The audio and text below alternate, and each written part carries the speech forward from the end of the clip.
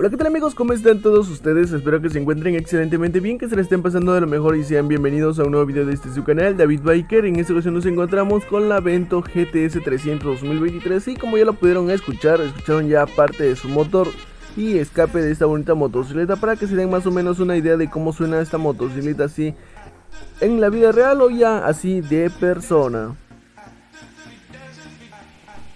Y pues en cuestión a su precio, pues sí realmente vale la pena, ya que 47.999 pues está bastante bien y es una de las motocicletas con muy buenos aditamentos que sí, por cada peso que pagas pues tienes muy buenas prestaciones y beneficios.